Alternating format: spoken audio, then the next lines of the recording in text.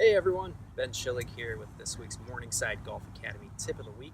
And what we're going to go over this week is the three segments of the backswing. So we've got a turning motion that a lot of people don't completely understand, and we're going to go over how to get that turning motion correct today.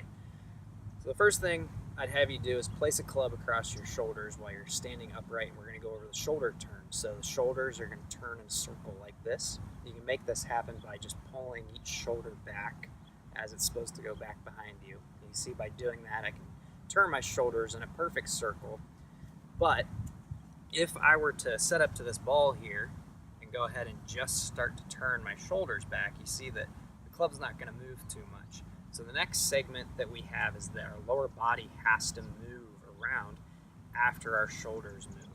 So now I'm going to have my shoulders move back. This is about as far as I can take them back around.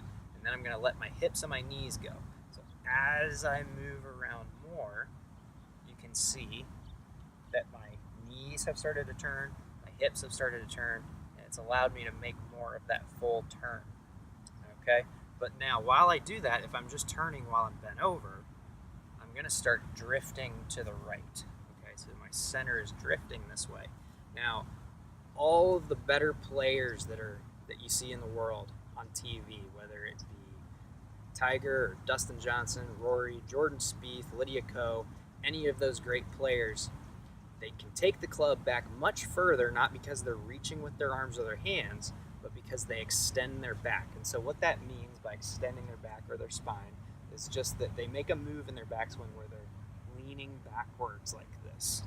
So when it looks as though they can swing the club back much, much further than you are able to if you were to see yourself in a mirror or on video or what have you there, it's because they've got that back extension.